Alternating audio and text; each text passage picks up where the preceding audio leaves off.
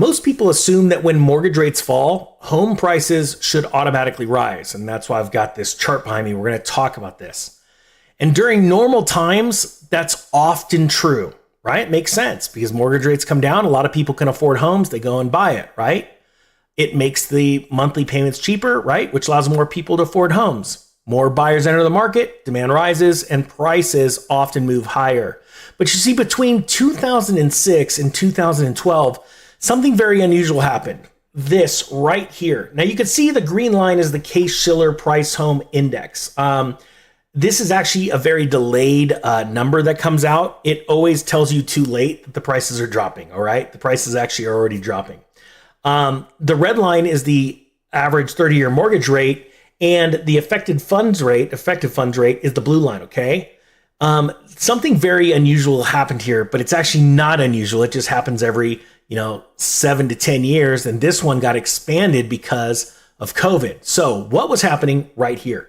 Mortgage rates were falling, right? At the exact same time, home prices were collapsing. You could see that right here. Red line, green line, blue line going down all at the same time. To understand why, imagine the housing market is like a giant, huge, massive auction. Normally lower rates, mortgage rates, give buyers more purchasing power. If rates fall from 7% to 4%, buyers can afford a larger mortgage payment for the same monthly cost. So they bid up real estate or they go and buy a bigger house, right? And that normally supports prices. But during the housing crash, fear became stronger than cheap money. And that's coming back again. And while I'm on this topic, I only do this twice a year. I've reopened the real estate master group, which is all of my past real estate courses, and it includes all of the future courses, all included in one price, but also group coaching calls until the end of this year each month. Huge value. Go take a look at it. If you're looking to buy a house or real estate, take advantage of what we're talking about here. Links down below for that. It's only open for a couple days. So you see, back in the early 2000s, housing prices exploded upward right here. Right there, right? Rates were coming down. The Fed funds rate, the blue line, was coming down, and you can see the green line going up. I'm learning this stuff.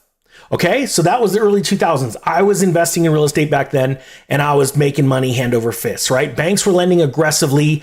Millions of people bought homes that they could barely afford, and speculative buying became common. I was part of it. But I wasn't part of this crash. You see, I started selling in mid-2005, which is right here. Right there, right as rates were coming up a little bit more. People believed that home prices could never fall nationally, including Ben Bernanke, the Fed chair. But then reality hit. Adjustable rate mortgages reset higher, borrowers started missing payments, and foreclosures surged. Sound familiar? Foreclosures are starting to surge right now. Banks tightened their lending standards, which is starting to happen right now, and suddenly the market became flooded with homes that nobody wanted to buy. That is also starting right now. This is where the relationship between mortgage rates and home prices changed completely, and you got this, everything going down at once, which is about to start again.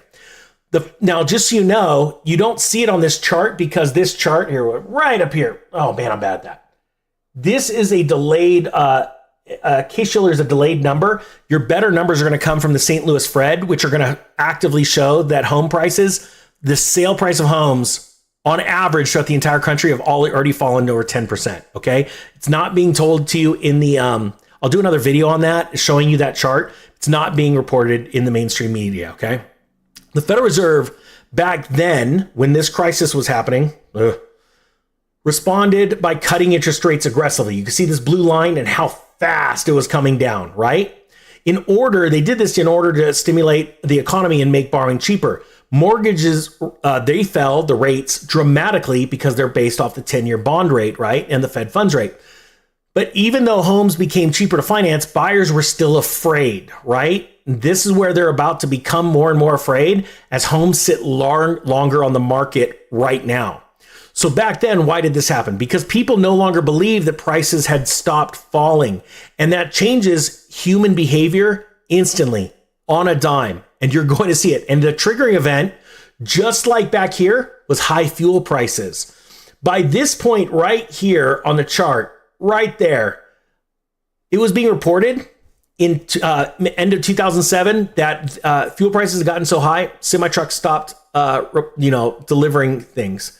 Everybody was reeling from high fuel prices, and that's starting again.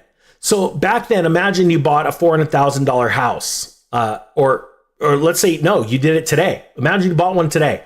If you believe that it could be worth $300,000 next year, would you buy it? No, you're only going to buy that $400,000 house if you believe that it's going to go up in the near term and the midterm and the long term, which most people actually believe. But home prices do these resets every so many years, and it's already beginning in this market, right? So back then and currently, if people felt that way, they'd wait. And that is exactly what happened during the 2008 crash. Cheaper rates could not overcome collapsing confidence. At the same time, banks became much more strict about their lending because they were afraid that they were going to collapse.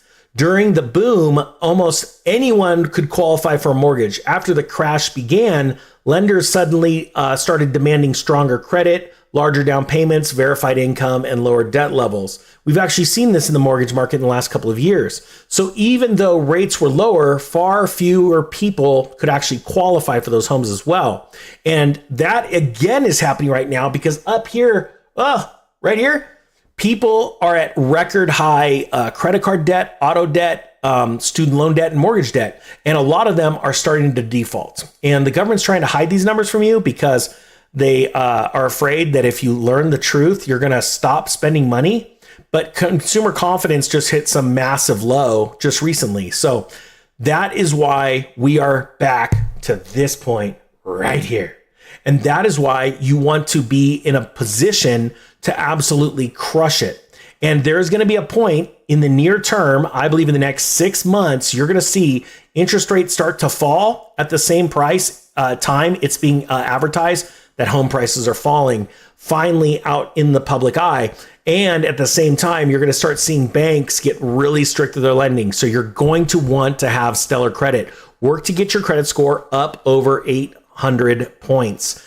You are going to be so happy you did, because when this happens, if you don't have enough money to pay cash for a house, you're going to be able to walk into a mortgage company and you're going to be their saving grace, their answer, because they're going to want your high credit score to be able to tell other banks, hey, look at all the high credit worthy people we're attracting. And, we want better deals and more money and all that stuff. All right. Hey, if you want to be part of the Real Estate Master Group, this is a huge opportunity. It only comes around twice a year.